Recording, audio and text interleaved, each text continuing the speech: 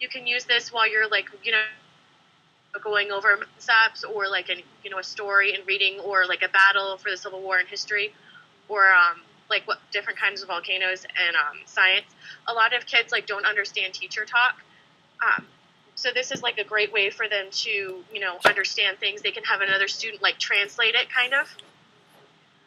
They get to, talk with a peer, learn about another viewpoint other than theirs, and that's something in middle school that's really important, because like some of them still have that kind of, egocentric worldview, and this gives them the chance to learn about someone else's viewpoint, and they have the concept explained to them in a way that they might have never thought of before. Wall Wisher is like a way you can do this on a whole class scale, and it's kind of interactive. I have a lot of kids with autism right now, and they really like technology, and sometimes it'll help them be more social than they're used to. This lets students think, pair, share, like on a larger setting, like groups or whole class, and it leaves a record of what they discuss, so you can actually use it like as a form of assessment later.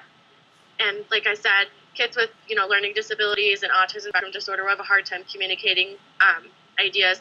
Things like technology sometimes makes it easier for them.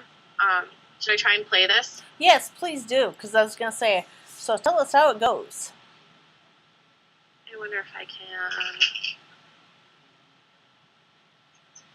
Maybe if I go to present. Yeah, I was going to say maybe that will help. It's loading. Then maybe just go back to the... Oh, that's too far.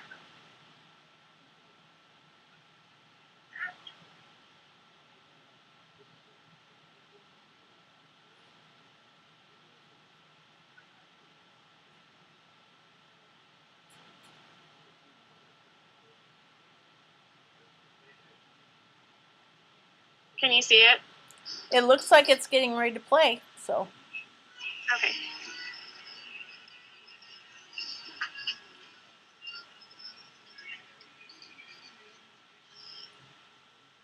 A really great site called Wall Wisher. And Wall Wisher creates kind of a digital online notice board. It's kind of like a cork board where you can post anything you want, allow people to edit it and post their own stuff as well. It's great for collaborating on small groups, and also for sharing things that you want with the world. So let's take a look at how easy it is to use and how great it can be in terms of creating great content. So I'm going to go to Build a Wall, and very simply I start up over here on the upper left. I can select an image, and you can either choose from one of the ones that they have, or you can upload your own image. I'm going to just stick with what they have right now. And let's do this one over here. Let's just stick with that. And I'm going to stick with those. Now, start with the title. So I'm going to just call this Wall Wisher Test. I'm going to give it a subtitle. So over here, double click, and just describe. So additional description. Very original. Now, I'm going to give it a name. So over here, I'm going to go test 1, 2, 3. And it asks me, who can view this? So I'm going to say, only me. Don't need everyone else in the world viewing this. So who can post on it? I'm going to say everyone. Now notice you can allow just yourself to do it, or you can make it open so that anyone that has the address can post on it as well. That's really great for planning events, for working collaboratively, and for sharing ideas. But if you just want to keep it to yourself, you can say only me. I'll leave it as everyone. Now this is really important. I want to approve every post before it shows up on the wall. If you've given your email, which allows you to register for a free account, you can actually get emails when people try to post things on the wall. You control who gets on there. The really great thing about that, of course, is in school, you can decide whether a post is appropriate or not. So that's it. Now, the last step you have to do is come over here to theme and pick basically a background color. You can do things like wood or denim, but of course there's something like silver or slate that are really easy to see and use. So I'm going to pick the slate one right here, and I'm going to go to Done. And in a moment or two, we're going to refresh the screen, and we'll be ready to edit. So here we go. Alright, so notice double click anywhere on the screen to get a sticky note. So I'm going to go to double click, and it says over here, write your message. So I'm going to say, testing out a basic message. And say OK. That's great. So far, pretty simple. Notice that on the lower right, I can undo the sticky note being added. I can also take it from the top bar and move it around. Double clicking again will allow me to add a second. Now notice over here, I can not only write a message, I'm going to write EduTechR TV webisode on YouTube. but I had pasted before, or rather copied, a website address from YouTube. So I'm just going to paste it in over here. I'm going to say OK. And notice now I have not only the title, but I have the video as well. Take that and drag it around as well. Very, very simple to use. Double clicking again, notice again, images, audio, or video, plus just basic messages. That's file made, so I'm going to go to OK. Really, really simple. This is how easy Wallwisher is, and you can invite as many people as you want to work on this. You also can track their changes, because it says over here when the last time that it was posted. So this one over here says just posted. But as time goes on, if I go back, it'll tell me it was posted a minute ago, 10 minutes ago, 2 days ago, etc. You can even create a mock timeline by just putting these in order. So that is Wallwisher. As I said, it's great for collaborating, great for students working on the same project, or teachers working on the same project. It's very, very simple to use and lots of fun. So check it out, Wallwisher.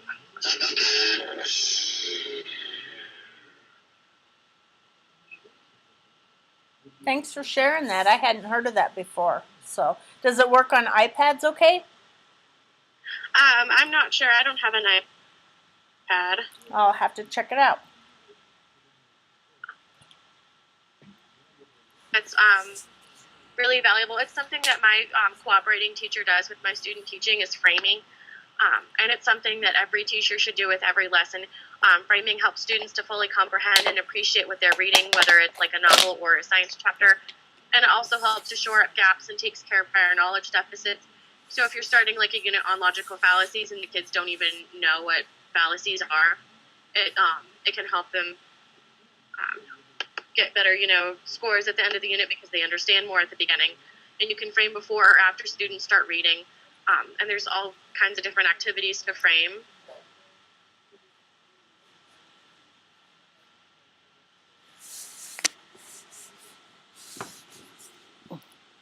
This sounds interesting. The word scramble prediction. Web searches, that's just like a general web quest anticipation guides. You can do these with like stories or like chapters. You come up with things like violence can solve problems, long-term neighborhood feuds can be solved peacefully, and then like they rate whether or not they agree, like before they read and then after they read, and it's they see if they've changed their mind on issues or if what they read has affected them. Theme spotlights are oh gosh, they focus students' attention to one major theme to be studied. If you want them to read like Romeo and Juliet and you really want them to focus on like violence can't solve problems, you can use this to focus something. Like if you're going to test on that heavily later, you can use that to spotlight it so they pay more attention to it. Focus poems, those are just like little things to get them introduced to the unit. You can make them up yourself, or you can like find them on the internet. They're all over the place. You can find something for almost anything. KWLR charts. That everyone knows like what a KWL chart is. What they know before they start the unit, what they want to know, what they've learned, and then R stands for like any questions they want to research after they're done. Like if they had questions that they didn't have answered during the unit, and you can always turn that into like a research assignment or a research paper, and you can use that for like science and history.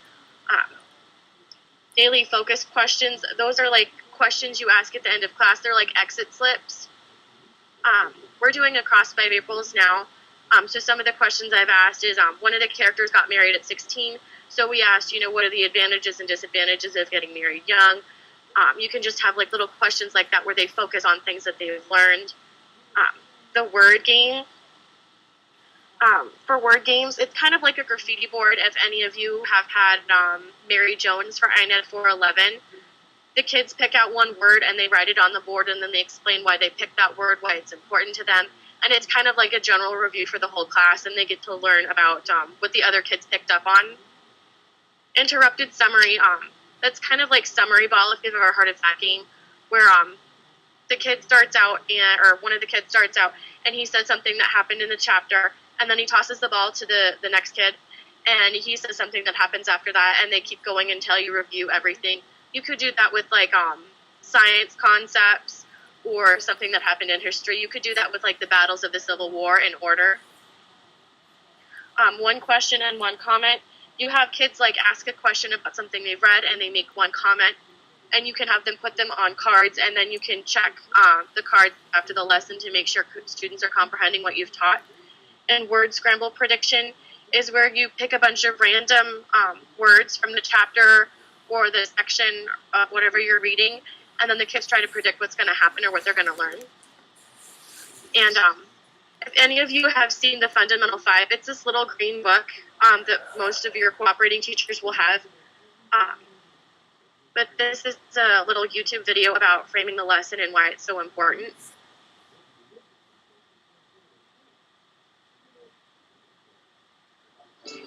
What can you do now to improve your instruction?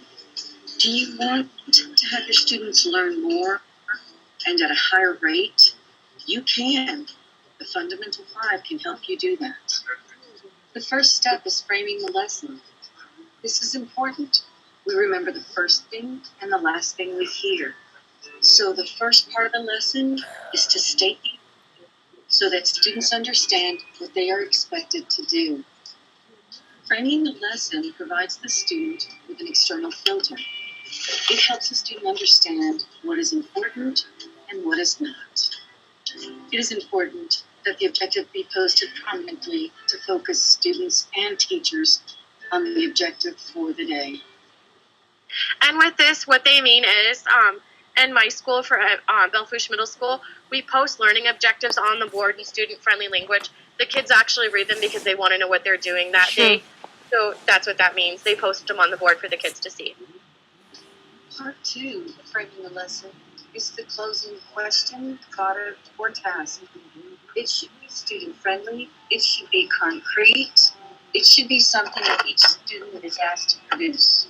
As you can see, the closing product can be done in a variety of ways. The product is what the student is supposed to be able to do at the end of the lesson. It should be done in a few minutes. It should be done by every student. It should be the final check for understanding, where a teacher determines whether a student learned what they were supposed to learn. Following are some examples of how to frame the lesson. Framing the lesson will help the class understand the critical concepts that will be addressed by the lesson, and it will help the individual student create a clear picture of how he or she will demonstrate the understanding of those critical concepts. Framing the lesson is like an Oreo cookie. One cookie is the concrete student-friendly objective. The other cookie is the closing product or task. The yummy filling is the great instruction that happens every day.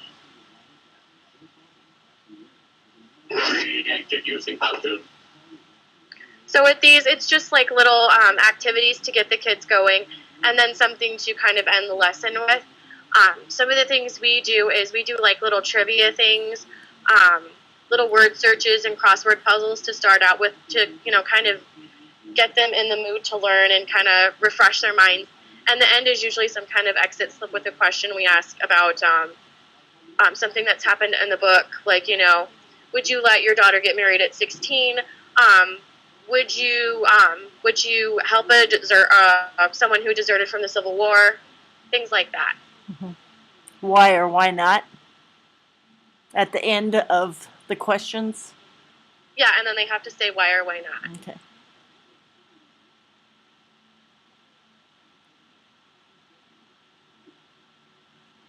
And something that you can use like in almost every class is a double entry diary. It's like a so what of reading comprehension. You can use all kinds of different reading strategies. You can have them do like questions, predictions, inferences, synthesis, connections. I always forget the sixth one. But there are 6 different things you can have them do. They're a great way to make sure that students are comprehending their reading, whether they're reading about the Civil War or a novel for English or their science chapter or a battle, from history class. And they make students make inferences and connections to the text. And it makes the students answer the question, so what? Why is this part of the text important? Why did I pick this out? And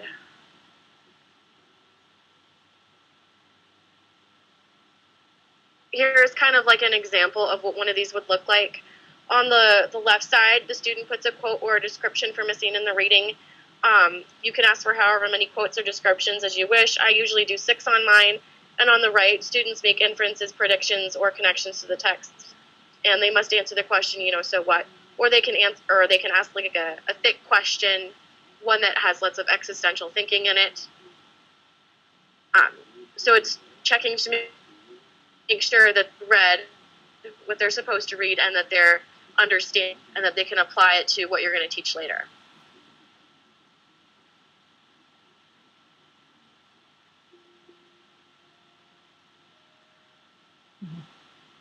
This is an excerpt from one of the books the kids read on the Holocaust unit last month. The Nazis considered Poles subhuman, and after crushing the country like a soft-boiled egg in the fall of 1939, treated with them contempt. And on this side, you can have an inference question, whatever. I can infer that living conditions for the Poles in the 1940s were bad.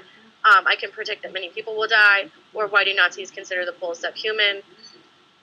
So there's like all these different examples of ways you can have them demonstrate their comprehension of what they put on the left side.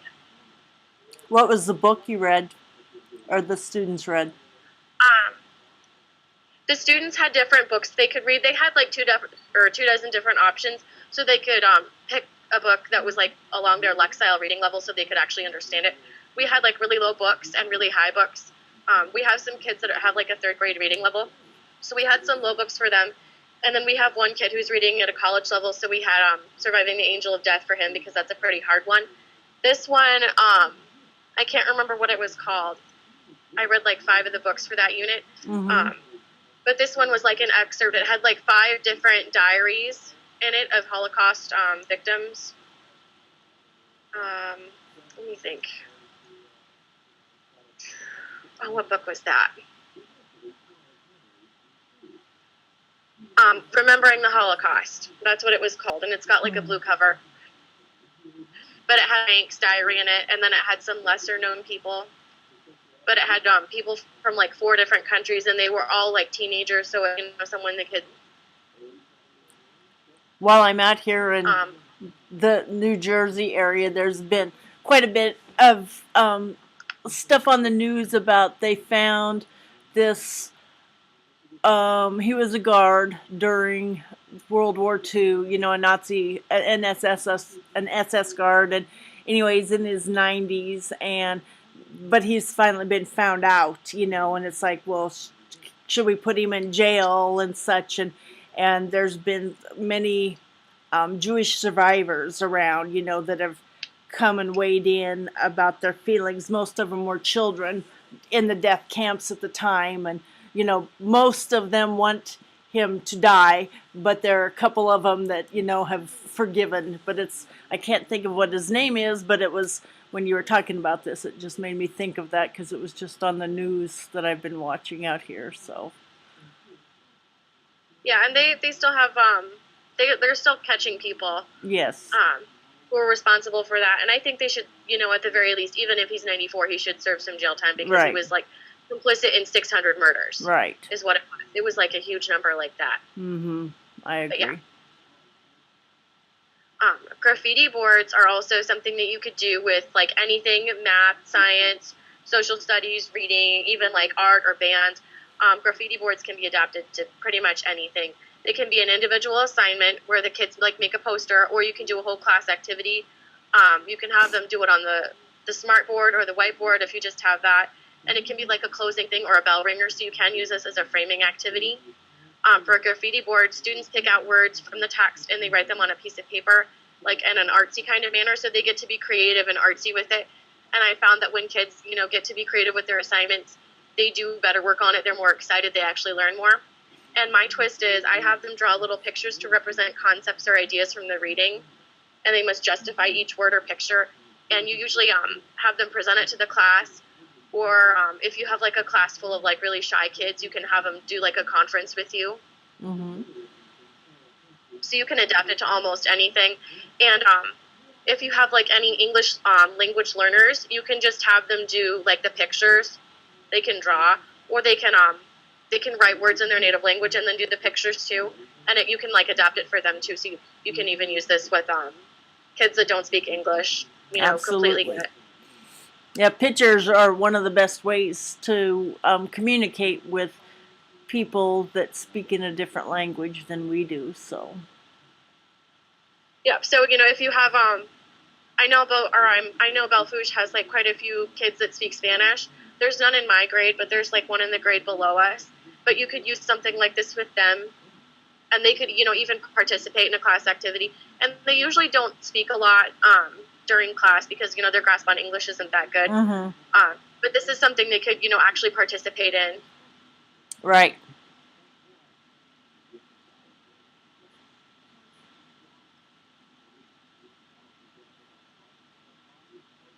And this is kind of an example I did. It doesn't have to look like this. I'm not very artistic myself. Oh, I think I went too far. But you just have like words, and kids can, make the words different colors. They can make them artsy. They can have block letters or whatever, and then they can draw pictures to represent it. You have like greed and Scrooge McDuck, and you have like the little sad teddy bear who's all alone for isolation or loneliness, and then you have like the little person in the world, and that stands for humanism. So they would have to like justify the pictures and the words, and they would have to like review what they've read. So it's a chance for them to be creative and also prove that they understand and they've comprehended what they've read. And these are my sources. I used a lot of my books for my methods classes. Good. So chances are you guys will have these books at some point and you can actually read them and use them. There's a lot of great stuff in Kelly Gallagher's Deeper Reading, and you will get that for it's the class everybody has to take on how to teach reading, but it's a really great book. Reading in the content area? Like, activities in there. Is that the one, Alex? Yeah. Okay. Kelly Gallagher's Deeper Reading. It's the second one, but it has a lot of stuff in it. A lot. Good. So does anyone have any questions for Alex?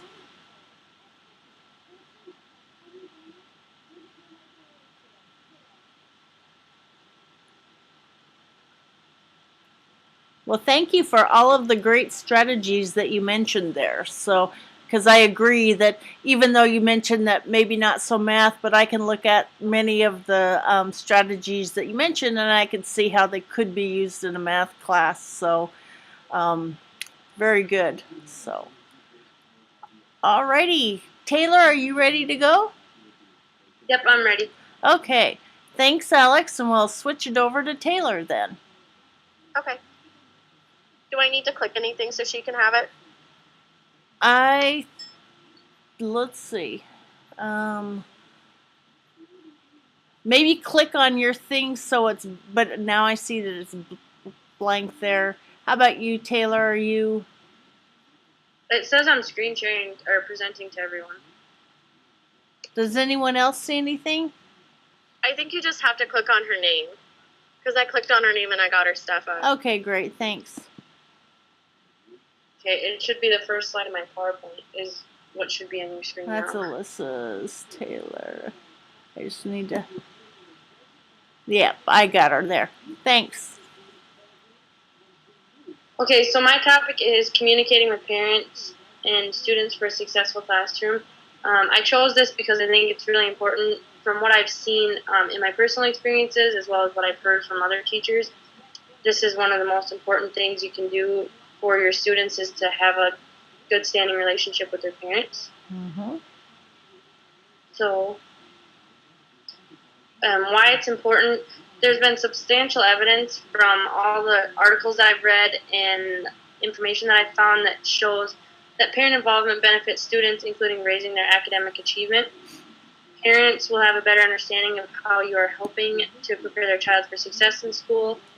They will learn ways in which they can help their children at home, and you will also have a better understanding of the background and the experience of the children. And that can only benefit you because nobody knows that child better than the parent. So if you can have a good relationship with them and be able to go to them for both problems and to tell them good things, you don't only ever want to be negative when you talk to them,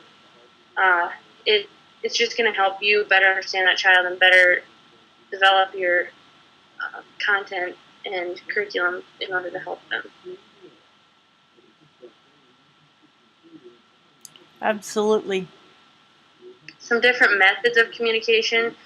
There's one-way communication, such as newsletters, where you just send home newsletters to the parents letting them know what's going on in the classroom. If there's any important events coming up, school-to-home notebooks, where it's just kind of like a daily journal, where in the examples that I've read, where the teacher can fill things out, and then that goes to the parent, or the student can fill it out, and then that goes to the parent, have them sign it and bring it back. And then also report cards is a traditional way for the parents to know what's going on. But it's not very effective, I guess, for communicating what else other than grades. Two-way communication, you can always have a phone call home, and then parent-teacher conferences. And when we were, or during my Seed 495 observations this semester, we had to observe a parent-teacher conference, and my cooperating teacher had been in communication with a lot of parents, and you could tell the parents that she kept in communication with, their students were doing a lot better in school, because she knew what they were doing at home, and the parents were able to help the students with the homework better and not just say, I don't know what's going on, so I couldn't help them. And then there's a picture also showing different, some more different ways of communication. Have you switched to a different slide? Yeah, it should be on strategies for effective communication. Is that what everybody else sees? I'm still on why communication is important. I just changed it. It should say strategies for effective communication with parents, and then it should have the first bullet point up. Or did I Does it just? work? Yeah. Enter.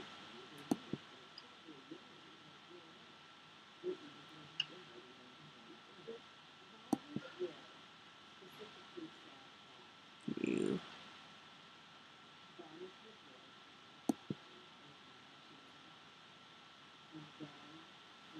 Is it working now?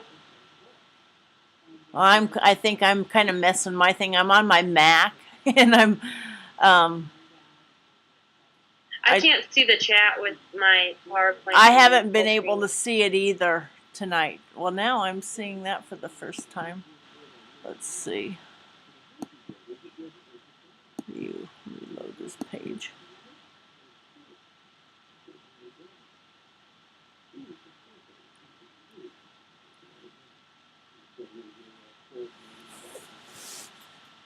Oh my gosh, and now I see.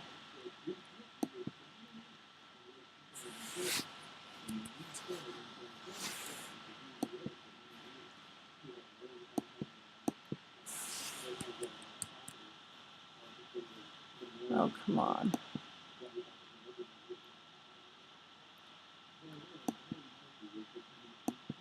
Can you hear me?